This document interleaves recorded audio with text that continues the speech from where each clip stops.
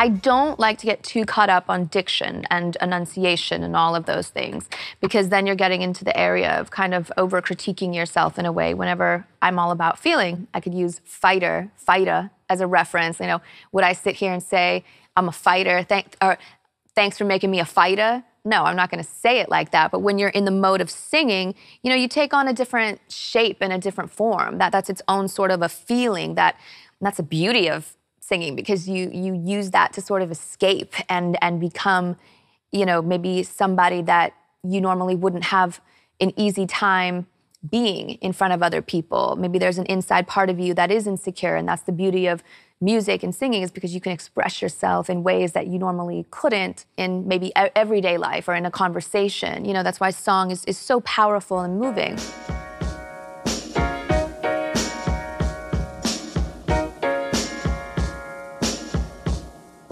For me, placement of, you know, oh, where does my tongue go? How should I phrase this according to specifics? Like, that's just not my style. I prefer to sort of be more loose with it. And in reference to, you know, fighter, you know, when I sing, I would go, thanks for making me a fighter.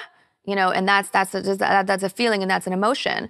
But if I changed it and I was like, thanks for making me a fighter, like, that just sounds kind of weird to me, and that's not natural. Off the top of my head, from recently working with Risa, I think she's kind of a good example of sometimes whenever you don't want to over-enunciate, in the case of the fact that she wanted to sort of rock out a little bit and sing Fighter. And Fighter is all about an attitude. She was very enunciated, and you can tell she's had some former training and you know, making sure she's fluid, which is great. I mean, those are things that will come in handy when you're singing a variety of different songs. But in the case of Fighter, she was starting the song with, you know, the first two words are "well I," and it's an attitude thing. You know, the way I sing it on record, will I? You know, it's kind of like a throw it out there kind of thing. And she was going, well I, and she was I. You know, her pronunciation of that was sort of more of an well I, you know, it was more of that. And we got her to the stage of coming back and putting more of a stylistic approach on it, throwing it away and having an aggression about it.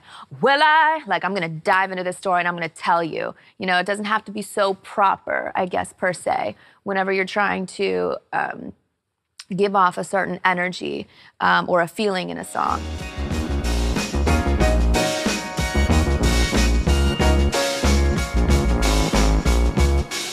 There are points of reference within Fighter. When you're saying things in a repetitive line that way and you're using multiple words to express yourself, then it is important that you don't confuse your listener, because then you know, it could easily become this run-on sentence. And that's why you want to choose your points of punctuation, because you want to make sure certain points are being sung more aggressively.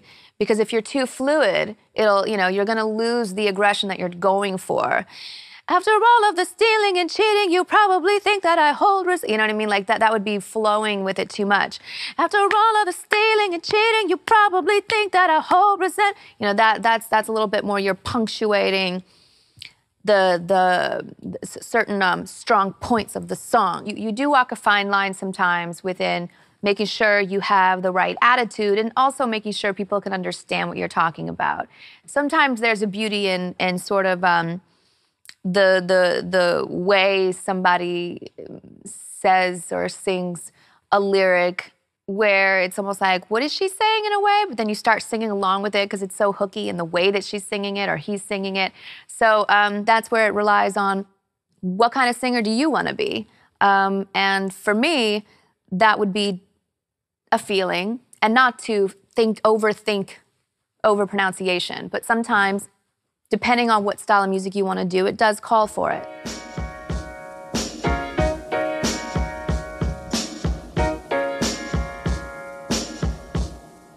I do happen to notice certain singers who, you know, they start singing a certain way and they have a style of their own, and they went into more technical vocal training to, you know, get certain articulation, which in a Broadway sense sometimes that's a specific style of singing, and according to what play you're doing. And I mean, Broadway is a whole kind of different animal than pop radio or genres of music that don't rely on a stage and a whole storyline within a well-known script or something like that. You know, you're playing a character.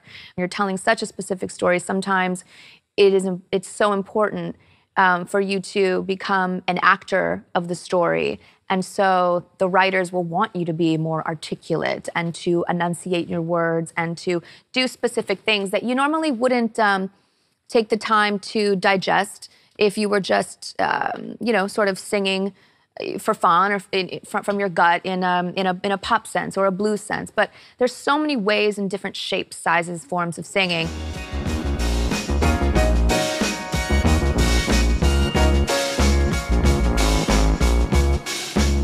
I think a really interesting singer that I do get into, that does kind of over-exaggerate and over-pronounce their words, and it gets very kind of sultry. She becomes this character, is Eartha Kitt. Eartha Kitt has a few songs that I love. Champagne Taste is one of them.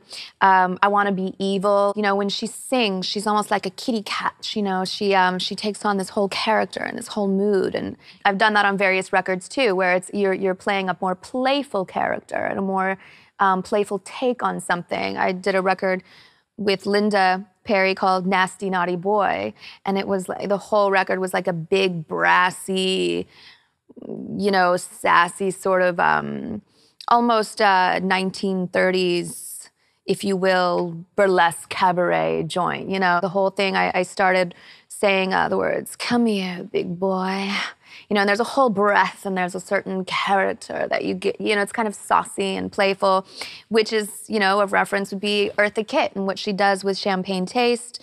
And when she says, what's her lyrics? I want a beer. You know, she kind of has this whole sultry thing. I want to be evil. I want to spit tax. You know, she has this very saucy, just specific approach, you know, and it's very, very kind of in this character. And, you know, and that's the other side of it can be playful to play a character if it's going to be like that. You know, entering the space of, okay, let me forget everything I know about my artistry and everything. Let me put that on hold and just sort of morph into this whole, you know, other being, you know, and let's live there and see what that feels like. So it's fun. Eartha Kitt's it's a fun example of what I'm talking about.